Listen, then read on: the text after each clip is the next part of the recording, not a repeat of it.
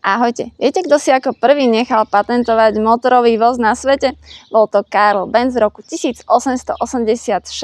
Bol to moment, ktorý odštartoval celú éru automobilizmu a položil základy značke, ktorá dodnes udáva smer. A z tejto tradície, technickej odvahy a inovácií vychádza aj nový Mercedes-Benz CLA 250+. Je to prvý zástupca novej generácie elektromobilov s EQ technológiou postavený na 800V architektúre. A viete, prečo sa staršie vozidlá nazývajú EQ?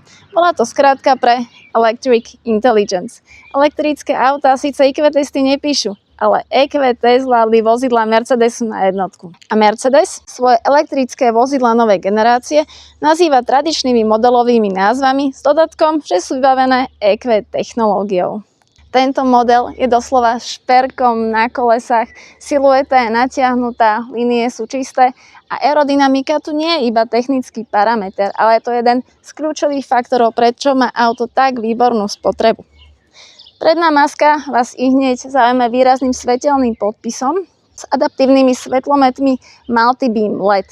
Ide o pokročilý svetelný systém, využíva desiatky individuálne riadených diód, každá z nich sa zapína samostatne a na diaľnici veľmi pekne svetlomety vedia vyrezať, obkresliť protiidúce auta a o tom, ako to funguje v praxi, vám samozrejme ešte porozprávam a ukážem neskôr.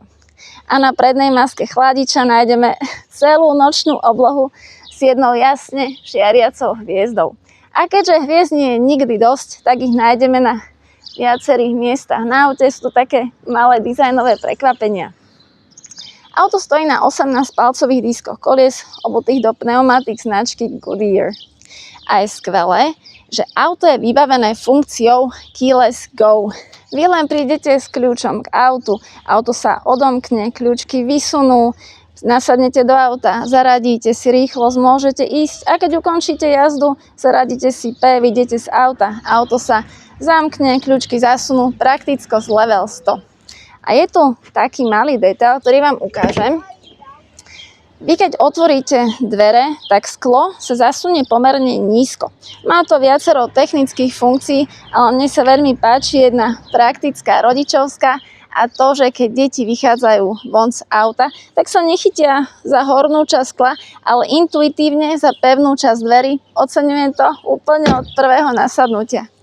A asi ste si všimli, že auto získalo titul Auto roka 2026. Bol zvolený porotou Európskeho auta roka v Bruseli. A či sa s týmto stotožňujem, vám poviem na záver. Nabíjací port nájdeme vpravo vzadu. V zadnej časti dominuje veľmi moderný svetelný podpis, ktorý sa tiahne po celej šírke a môžeme si pripomenúť, že CLA je sedan v štýle štvordverového kupé. Nejde o liftback, ale o klasický sedan s oddeleným kufrom. Otvára sa tak, ako sme zvyknutí pri Mercedesoch potlačením loga. Kufor má kapacitu 405 litrov, je riešený prakticky, máme tu na boku úložný priestor, sieťka a takýto malý úložný priestor pod podlahou, napríklad na povinnú výbavu. A zadné sedadlá sa sklápajú v pomere 40-20-40. No a Mercedes tu má pre nás ešte jedno prekvapenie, a to v podobe predného kufra. Tento je naozaj veľký, je to plnohodnotný úložný priestor, kapacita je až 100 litrov, čiže kľudne môžem povedať, že je to nadpriemer medzi frankami. A páči sa mi, že tento priestor pod prednou kapotou je zakrytý, pôsobí to veľmi čistým dojmom. A kým pôjdeme na jazdu, vám poviem ešte zaujímavosť o samotnej značke. Za touto trojcípou hviezdou sa totiž skrýva riadny príbeh. Hviezda vznikla v roku 1909 podľa symbolu, ktorý pán Daimler nakreslil na pohľadnicu svojej žene. Tá hviezda, 3 ramená, mali symbolizovať jeho víziu, že vozidlá Daimleru raz budú poháňať svet vlastne vo vzduchu, na zemi a vo vode. A meno Mercedes vychádza z mena céry Emila Jelineka, teda muža, ktorý výrazne ovplyvnil vývoj automobilov Daimleru. Aby sme tento kontext mali úplný, tak Karl Benz bol zakladateľom firmy Benz. Firma sa spojila v roku 1926 s Daimlerom a preto názov firmy nesie meno Mercedes-Benz. A prečo písmena CLA? Ide o skratku, kam tento model patrí v rodine Mercedesu. C ako Coupé, L ako Luxury, A ako A-Class. No a toto ste vedeli? Lebo ja nie. Tento model patrí do segmentu elektrických prémiových sedanov a najväčší konkurent je podľa mňa Hyundai Ioniq 6. Hyundai boduje nižšou cenou, väčším priestorom a Mercedes technológiami a prémiovosťou. A prezradím vám, že kým som jazdila na elektromobile, tak môjim autom bol Mercedes Model T, perfektné rodinné auto s posuvnými dverami, čo je pre rodinu s deťmi doslova na nezaplatenie, ale mal jedinú chybu a nebol elektrický. Keď som hľadala elektrický Model T, mali v ponuke EQT, ale má nižší dojazd, než my sme potrebovali, okolo 270 km, takže vám viem s určitosťou povedať, že keby tento EQT mal väčší dojazd, tak dnes jazdí práve na ňom. Čo sa týka samotnej jazdy, je presne taká, ako očakávate od tohto modelu, kde znie kultivovanosť, pokoj, ticho a práve odlučnenie je určite silnou stránkou. Bola som zvedavá, ako sa s tým popasujú pri týchto bezrámových dverách a zvládli to veľmi dobre. A čo sa týka zvukov, tak tu si na nás pripravili takú frajerinu. Veľmi ma baví, že si môžeme nastavovať zvuk, ktorý auto vydáva počas jazdy. Sú aj tak veľmi zaujímavo označené, napríklad čulý tok znie nejak takto.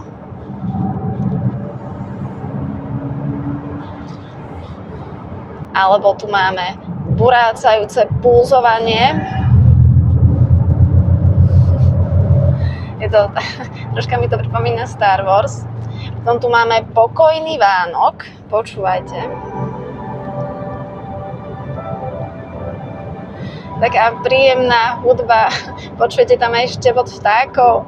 Ale môj obľúbený je fraktálna fúzia. Častokrát po večeroch rozmýšľam, ako by mohla znieť taká fraktálna fúzia. A keby ste nad tým tiež rozmýšľali, tak znie presne takto.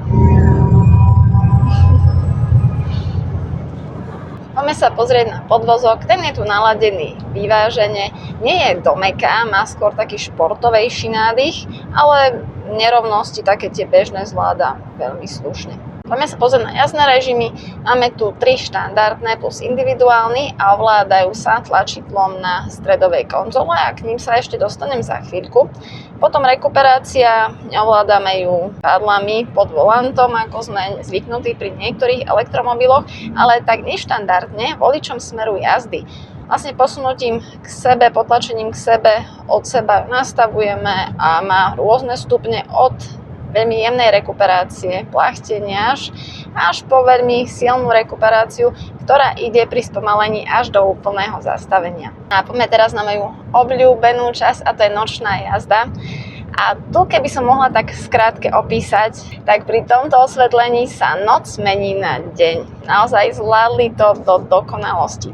Čo sa týka osvetlenia do diaľky, do šírky, tak máte krásny výhľad.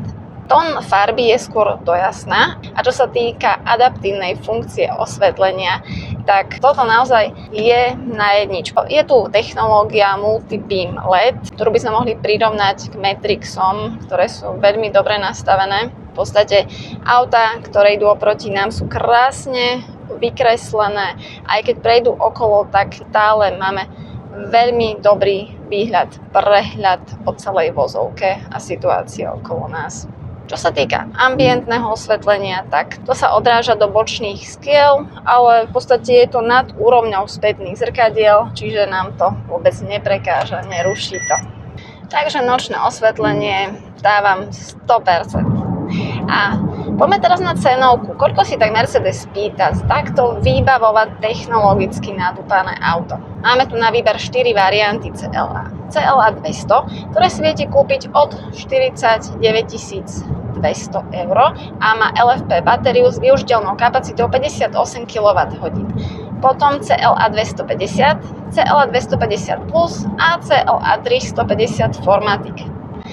Tento model, ktorý mám ja na test, je celá 250 plus a ten si viete kúpiť za približne 55 700 eur a platí, že si to viete vyskladať taký balík výbavy, aký bude vám dávať zmysel.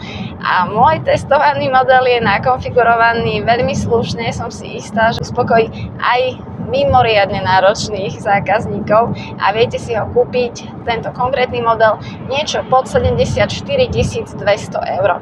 Poďme na technické detaily. Auto pracuje so zadným synchronným motorom s permanentným magnetom a maximálnym krútiacim momentom 335 Nm. Výkon auta je 200 kW, čo predstavuje 272 koní a výkon je tu maximálne uspokojivý, veľmi príjemný. Takto, keď na to dupnete, vás to vie oprieť do sedadla. Užívate si tú jazdu od prvej do poslednej sekundy. Zrýchlenie z 0 na 100 je za 6,7 sekundy a maximálnu rýchlosť vie auto dosiahnuť 210 km za hodinu. VLTP dojazd je tu 792 km, čiže úzkosť dojazdu tu môžeme pokojne vyhodiť von z okna. Ja som s týmto modelom jazdila prevažne na diaľnici a musím povedať, že práve na diaľnici sa ukazujú silné stránky, pretože má veľmi dobrý dojazd spotrebu a je to aj kvôli dvojstupňovej prevodovke. V podstate je skvelé, že už sa Mercedes dá, lebo dosiahol naozaj maximálnu efektivitu. Auto je veľmi efektívne aj pri tých vyšších rýchlostiach.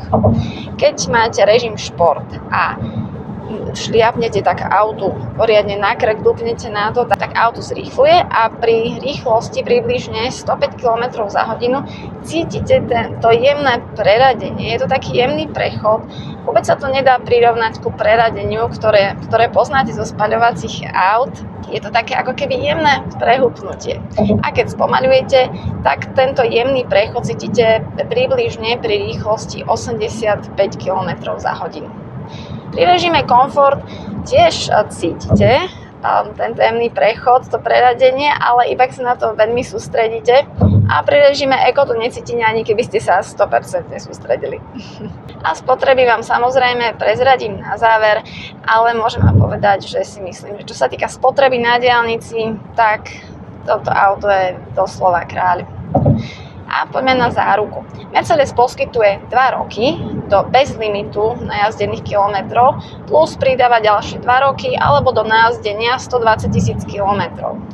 Navyše tu máte záruku mobility do 30 rokov, čiže keby ste napríklad dostali stať na ceste, Mercedes vám zabezpečí asistenciu alebo odťah. No a máme tu aj integrovanú kameru, čiže nedaj Bože v prípade nehody alebo pri pokuse o krádež, vlastne kamera zachytí ten incident, tú udalosť, pošle ju majiteľovi a ten ju môže použiť aj napríklad ako dôkaz pre poisťovňu. No a poďme na bezpečnosť a tu je veru o čom rozprávať.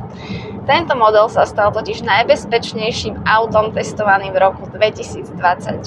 Umiestnil sa na prvom mieste spomedzi všetkých testovaných aut, získal všetkých 5 hviezdičiek a získal plné skóre vo všetkých kategóriách, napríklad v kategórii bezpečnosť dospelých pasažierov, detských pasažierov, v oblasti bezpečnostných asistenčných systémov. Takže vidíme, že bezpečnosť je pre Mercedes priorita. Veľký palec hore. Ja vám pri tejto príležitosti aj spomeniem zo pár asistentov, napríklad asistent dodržiavania odstupu, asistent núdzového brzdenia. Je tu aj funkcia autonómneho núdzového zastavenia, keby vodičovi došlo napríklad nevoľno, auto zastaví, aktivuje výstražné svetlá a zavolá pomoc. Taktiež je tu asistent sledovania mŕtvého uhla plus a to nie je len taký hociaký asistent sledovania mŕtvého uhla, ale tento má navyše funkciu, že keby si vás napríklad nevšimol vodič iného auta alebo vy si nevšimnete jeho pri prechádzaní do druhého pruhu, tak sa tento systém aktivuje a pomôže zabrániť kolízii. Chcela by som ešte pochváliť tempomat. Ten funguje vyslovene spoľahlivo, pekne dodržuje vzdialenosť od auta pred vami, rýchlosť, udržiava auto v strede jazdného pruhu a má aj funkciu aktívnej zmeny jazdného pruhu. Teraz dám smerovku. A ako vidíte, krásne to samé zmenilo jazdný pruh a naspäť sa zaradilo do stredu jazdného pruhu. Myslím si, že takto by to presne malo vyzerať. Nie je to vôbec štandard pri elektromobiloch. Musíte mať ale stále ruky na volante. Keby ste nedržali, tak vás upozorní alebo ukončí manéver.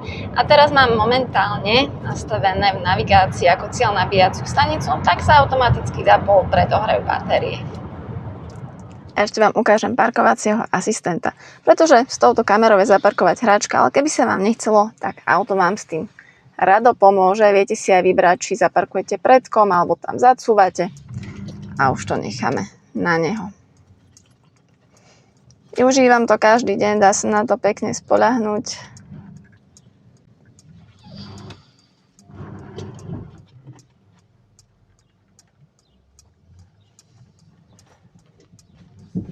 Tu vidíte aj časovo, v ktorej časti parkovania sa nachádza.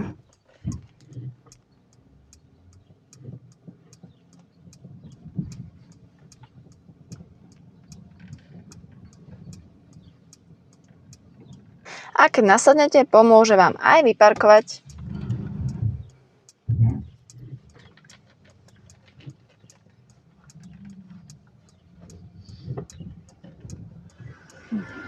Auto stojí na úplne novej elektrickej platforme MMA, čo je skrátka pre Mercedes Modular Architecture s 800V architektúrou a nájdeme tu NMC batériu s využiteľnou kapacitou 85 kWh. Auto potrebuje maximálny DC nabíjací výkon 320 kW a túto veľkú batériu nabijete z 10 na 80% za 22 minút. Ako sa hovorí, čas presne na kávičku. A keby vás zaujímalo, aký som mala ja nabíjací výkon, ja som dosiahla 250 kW. Domáce AC nabíjanie je tu s výkonom 11 kW a máte možnosť zakúpenia aj 22 kW nabíjania. A veľkým plusom je, že v základe je tu tepelné čerpadlo. Zákazníci to majú k dispozícii aj Mercedes-Benz Charge Service, kedy môžu nabíjať na viac ako 1 031 000 nabíjacích staníc v rámci Európy. Nepotrebujete žiadne registrácie u operátorov, stačí vám jedna karta a na konci zúčtovacieho obdobia vám príde jedna faktúra so všetkými nabíjaniami.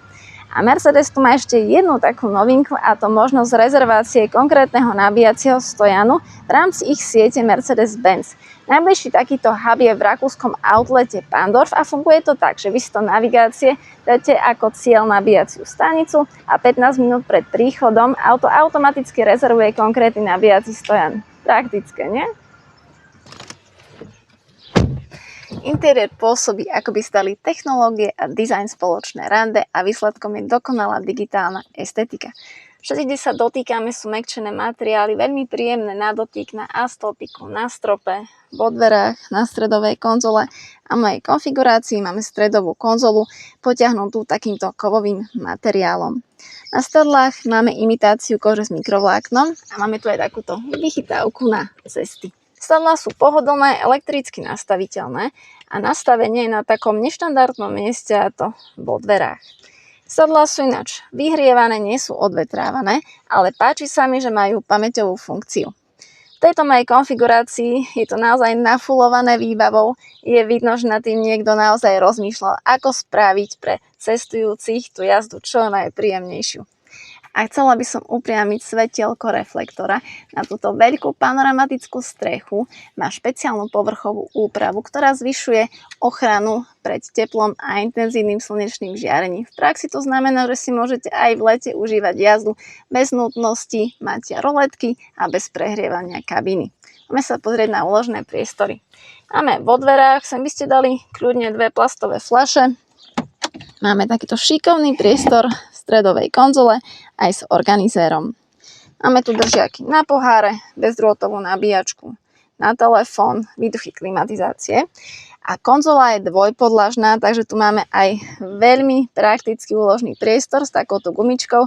To by sa kľudne mohli aj ostatní inšpirovať. 2 USB-C porty a priehradka pred sedadlom spolujazda. Poďme sa pozrieť na tento multifunkčný športový volant v koži Napa.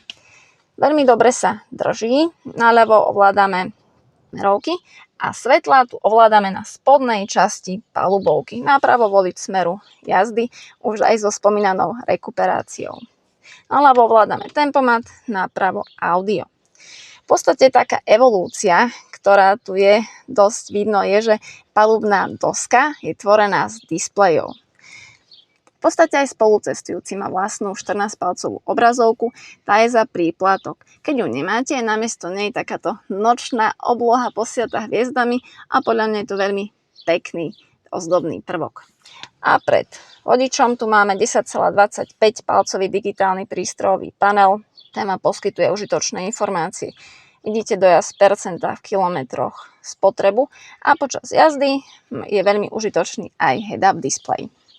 No a poďme sa pozrieť na to, v čom Mercedes naozaj vyniká. Totiž so svojím operačným systémom MBOS a obrovskou obrazovkou MBUX s podporou umelej inteligencie sa naozaj snažia o to, aby vodič mal čo najlepší jazdný zážitok.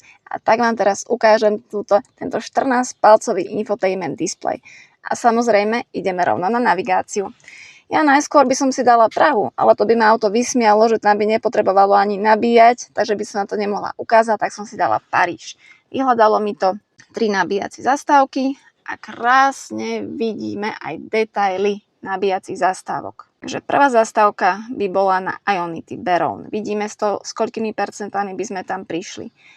Ako dlho by nám auto odporúčilo, aby sme tam nabíjali, koľko stojanov je voľných, výkon nabíjačky, koľko by to stálo. Vidíme hodnotenie, či je to otvorené, fotky, počasie, adresu, naozaj všetko, čo elektromobilista potrebuje a aj to, čo nepotrebuje. Takže za mňa naozaj veľký palec hore. Ďalej tu máme Android Auto, Apple CarPlay a čo je dôležité pre elektromobilistu je, že si vieme nastaviť percento, do ktorého sa má auto nabíjať a taktiež aj výkon nabíjania. Ďalej tu máme aj kvalitný zvukový zážitok, ktorý je za príplatok. Je to 3D obklopujúci ozvučujúci systém Burnmaster a viete si tu aj personalizovať zvuk. A máme tu aj veľa hier, čiže auto je aj centrom zábavy. A samozrejmosťou je aj klimatizácia. A aby to celé spolu do seba zapadalo, tak všetko veľmi pekne funguje spolu s aplikáciou. Tu už dobre poznám z môjho Mercedesu T, takže som sa tešila, že vám ju môžem ukázať aj tu. Má viacej funkcií, pretože je to elektromobil. Vidíte na diaľku dojazd v percentách, v kilometroch. Viete si auto zamknúť, odomknúť, vyklímovať. Vidíte detaily nabíjania. Vidíte stav vozidla, že ste napríklad nenechali otvorený kufor. Vidíte údaje o jazde. Servis, či nie je treba. Viete si rezervovať servis. Vidíte polohu auta, viete si naplánovať trasu, poslať ju do auta. Takže za mňa 100%. Poďme dozadu. V zadnej časti cítime tú istú prémiovú atmosféru ako vpredu. Sú tu použité tie isté kvalitné materiály. Predná sedačka je nastavená podľa mňa, takže vidíte, že dostatočne veľa priestoru a som si istá, že aj traja dospelí cestujúci by tu mali pohodlie, samozrejme, ak by to neboli práve basketbalisti. Úložné priestory tu máme vo dverách.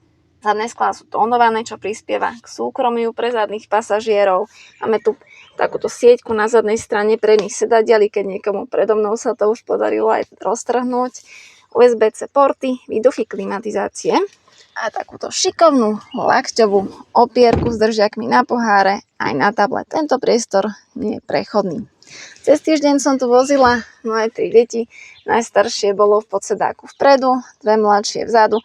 Celú cestu mi hovorili, aby sme si toto auto kúpili. To myslím, že hovorí o všetkom a za mňa môžem povedať, že titul Auto roka 2026 si toto auto právom zaslúži. Tento týždeň som sa špeciálne zamerala na spotreby. Jazdím veľa aj mesto, aj okresky, aj diaľnice a po každej jazde som si odsledovala spotreby. Takže v meste to bolo 11,5 kWh, na okreskách 13,5 kWh, na diaľnici pri rýchlosti 110 km za hodinu to bolo 14 kWh. Tieto dobré spotreby sú zapričnené práve tou dvojstupňovou prevodovkou a na diaľnici pri rýchlosti 130 km za hodinu bola spotreba 15,5 až 16 kWh. Za mňa úplne top. Poďme na silné slabé stránky. Takže medzi slabú stránku by som dala, že hlasový asistent nepodporuje slovenský jazyk a vyššiu cenu. A silné stránky, o nich by som mohla aj knižku napísať, takže efektivita, dojazd, spotreba, výborne naladení jazdní asistenti a celkovo veľmi dobré jazdné vlastnosti. Keby som to shrnula, tak táto Hviezda nie je iba logo. Mercedes každým novým modelom ukazuje, že svoje remeslo ovláda dokonale. A tento nový model CLA 250 Plus je krásnym dôkazom toho, že prémiový komfort, moderné technológie, nízka spotreba môžu ísť spolu ruka v ruke a ešte k tomu vyzerať fantasticky. Tento model vám každý deň pripomenie, že prémiovosť nemusí byť hlučná, stačí, keď je poctivo urobená. A ďakujem veľmi pekne za pozretie, krásny deň vám prajem.